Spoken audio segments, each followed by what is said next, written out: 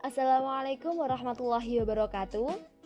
Kami di sini akan menjelaskan mengenai laporan keuangan dan analisa kebutuhan modal kerja yang akan disampaikan oleh Lucy Dahlia Aulina Sukmawati dengan NIM terakhir 010, Rahmat Arif Dijenendi Iswaya dengan NIM terakhir 186, dan saya Fauzia Nurul Mutmainah dengan NIM terakhir 002. Selamat menyimak. Apa sih yang dimaksud dengan laporan keuangan? Menurut Standar Akuntansi Keuangan PSAK nomor 1, laporan keuangan adalah laporan periodik yang disusun menurut prinsip-prinsip akuntansi yang diterima secara umum tentang status keuangan dari individu, asosiasi, atau organisasi bisnis yang terdiri dari neraca, laporan laba rugi, laporan perubahan modal atau ekuitas, laporan arus kas, dan catatan atas laporan. Berikut 4 jenis laporan yang terdapat pada laporan keuangan yang umum digunakan di Indonesia. Yang pertama, laporan laba rugi. Laporan laba rugi adalah laporan yang menunjukkan seluruh pendapatan dan beban suatu perusahaan dalam satu periode. Apabila selisih antara penghasilan atau pendapatan lebih besar daripada beban yang dikeluarkan, maka perusahaan tersebut dapat dikatakan laba.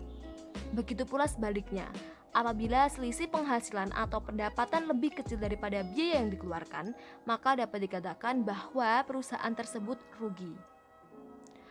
Lalu manfaat dari adanya laporan laba rugi adalah pemaparan informasi yang berfaedah, yang berkaitan dengan fleksibilitas keuangan, kapabilitas operasi, dan juga membantu proses analisis strategi perusahaan atau bank dalam mencapai tujuan.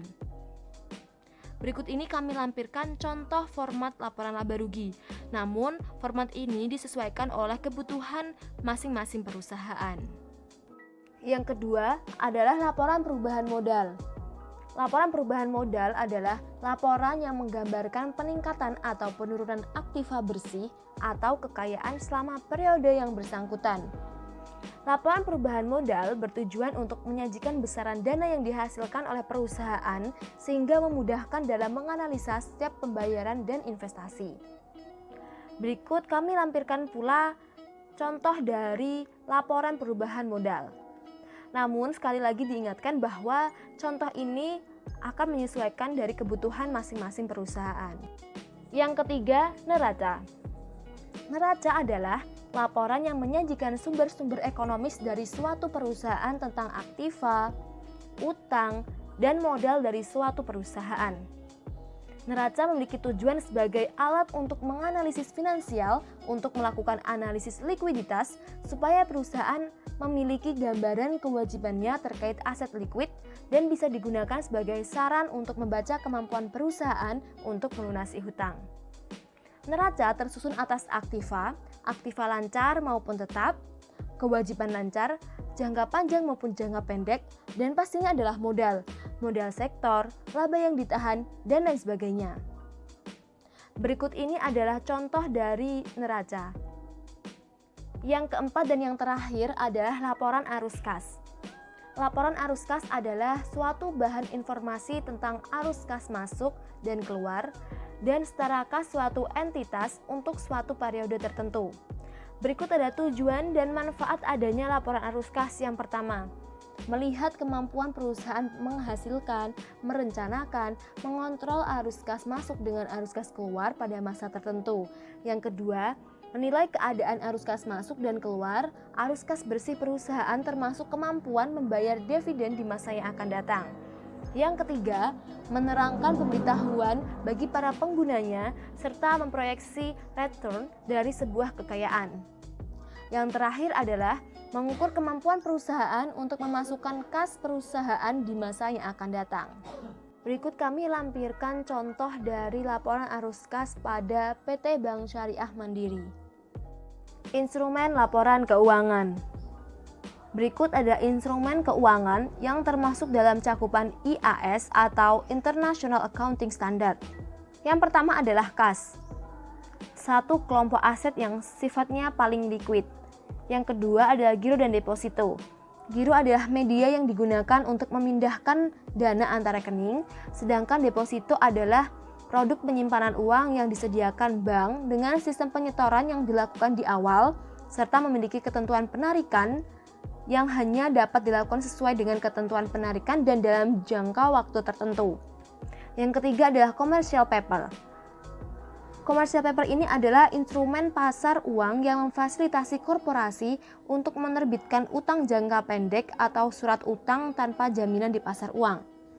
Yang keempat adalah utang piutang usaha, wesel dan pinjaman. Yang kelima adalah sekuritas utang dan ekuitas. Dan yang terakhir adalah derivatif yang mencakup right, waran, kontrak berjangka, kontrak forward, dan swap.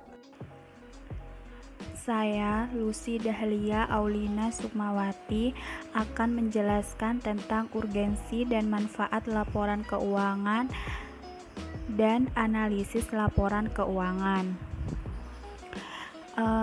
Yang pertama, urgensi dan manfaat laporan keuangan.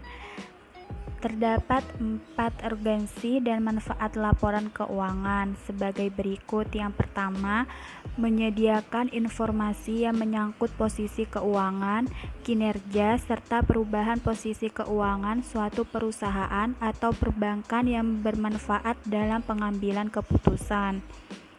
Yang kedua, laporan keuangan juga menunjukkan apa yang telah dilakukan oleh manajemen atau pertanggungjawaban manajemen atas sumber daya yang telah dipercayakan kepadanya.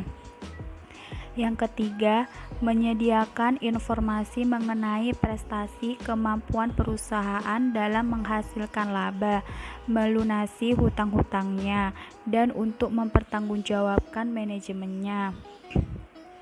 Yang keempat, menyediakan informasi posisi keuangan yang dapat dipercaya dan bermanfaat bagi investor dan kreditor untuk dasar pengambilan keputusan investasi dan pemberian kredit.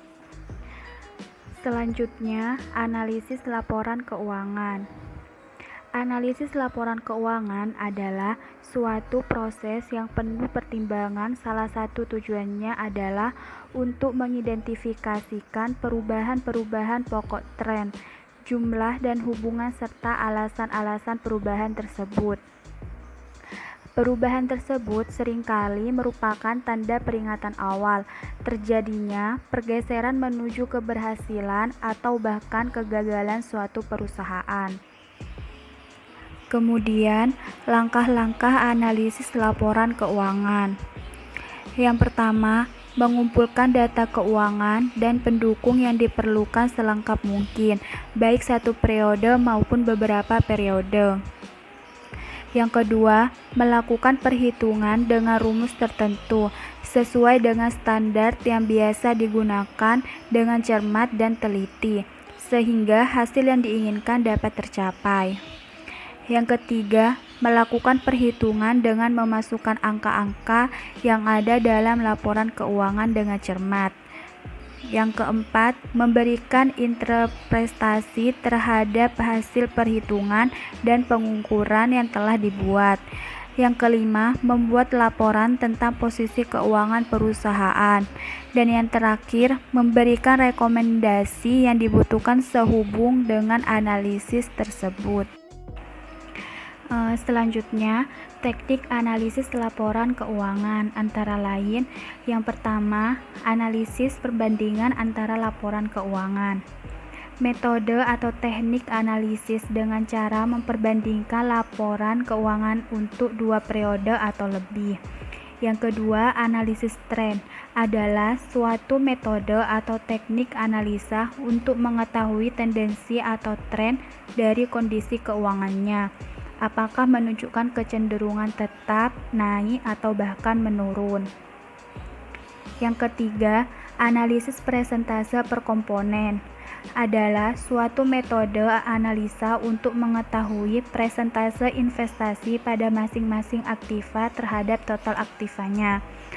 Juga untuk mengetahui struktur permodalannya dan juga beban yang terjadi dihubungkan dengan jumlah penjualannya. Yang keempat, analisis sumber dan penggunaan dana. Analisis ini untuk mengetahui sumber-sumber serta penggunaan modal kerja atau untuk mengetahui sebab-sebab berubahnya modal kerja dalam periode tertentu. Yang kelima, analisis sumber dan penggunaan kas. Analisa ini untuk mengetahui sebab-sebab berubahnya jumlah uang kas atau untuk mengetahui sumber-sumber serta penggunaan uang kas selama periode tertentu.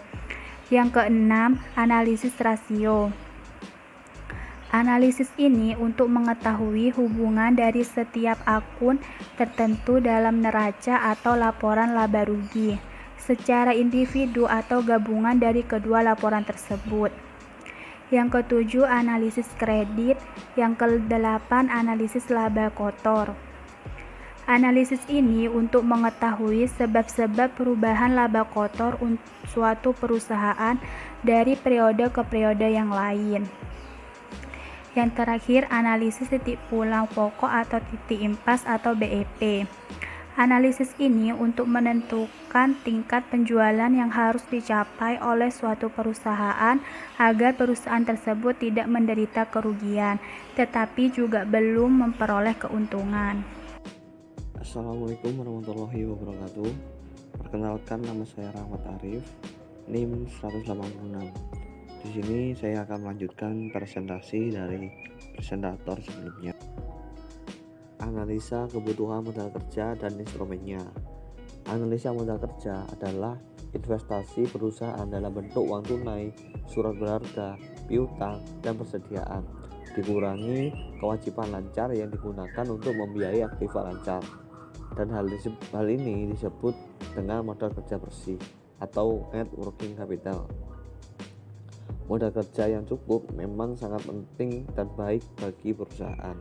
Akan tetapi, yang menjadi masalahnya adalah berapa modal yang cukup bagi perusahaan atau yang pas sesuai dengan kebutuhan perusahaan.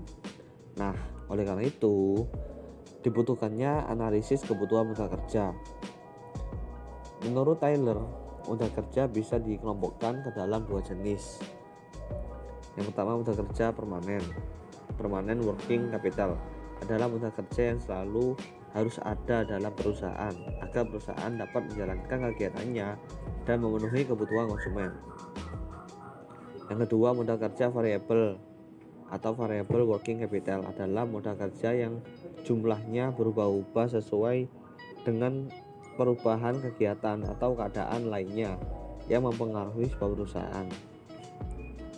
Modal kerja dapat dibedakan menjadi 3 konsep, yaitu konsep kuantitatif. Konsep ini adalah modal kerja adalah keseluruhan aktiva lancar atau sering juga disebut modal kerja bruto atau gross working capital.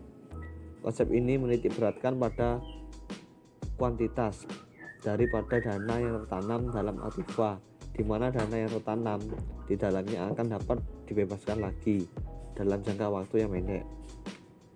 Yang kedua, konsep kualitatif. Dalam konsep ini, pengertian modal kerja juga dikaitkan dengan besarnya jumlah hutang lancar ataupun hutang yang harus dibayar.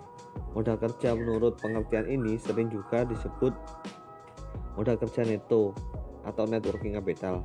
Jadi pengertian modal kerja menurut konsep ini adalah sebagian dari aktiva lancar yang benar-benar digunakan untuk membelanjai operasional perusahaan sehari-hari tanpa mengganggu likuiditasnya.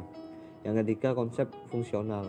Konsep ini berdasarkan pada fungsi dana dalam menghasilkan pendapatan. Konsep ini juga disebut fungsional working capital. Setiap dana yang digunakan dalam perusahaan dimaksud untuk menghasilkan pendapatan. Jadi modal kerja menurut konsep ini adalah dana yang digunakan untuk menghasilkan pendapatan pada saat ini sesuai dengan maksud utama dari didirikannya perusahaan tersebut. Jadi diantaranya itu kas, piutang, piutang dagang, besar harga pokoknya, persediaan, besarnya sebagian dana yang ditanamkan dalam aktiva tetap. Instrumen-instrumennya. Yang pertama, perencanaan besaran kebutuhan modal kerja perubahan dari aktivitas usaha suatu perusahaan akan mengakibatkan perubahan terhadap kebutuhan modal kerja.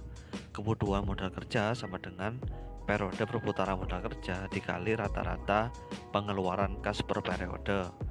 Yang kedua, sumber-sumber pemenuhan modal kerja. Modal kerja yang dibutuhkan oleh perusahaan dapat dipenuhi dari dua sumber. Yang pertama, sumber internal atau internal source adalah modal kerja yang dihasilkan oleh perusahaan sendiri dari aktivitas operasional. Sumber-sumber intern terdapat laba yang ditahan, penjualan aktiva tetap yang dilaksanakan oleh perusahaan, keuntungan penjualan surat-surat berharga atau efek di atas harga normal, dan cadangan penjualan. Sumber yang kedua itu sumber eksternal atau external source adalah modal kerja yang berasal dari luar aktivitas perusahaan. Yang pertama, supplier. Supplier terdiri dari leverensir, penjualan bahan baku, bahan penolong atau alat-alat investasi perusahaan. Yang kedua, bank-bank. Yang ketiga, pasar modal. Sedangkan menurut Munawir, analisa kebutuhan modal kerja adalah yang pertama, melindungi perusahaan terhadap krisis modal kerja karena turunnya nilai aktiva lancar. Yang kedua, memungkinkan untuk dapat membayar semua kewajiban-kewajiban tepat pada waktunya. Yang ketiga, menjamin dimilikinya kredit standing perusahaan semakin besar dan memungkinkan bagi perusahaan untuk dapat menghadapi bahaya-bahaya untuk kesulitan-kesulitan keuangan yang akan muncul atau yang akan timbul. Yang keempat, memungkinkan untuk memiliki persediaan dalam jumlah yang cukup untuk menjalankan para konsumen. Yang kelima, memungkinkan bagi perusahaan untuk memberikan syarat kredit yang lebih menguntungkan kepada para pelanggannya.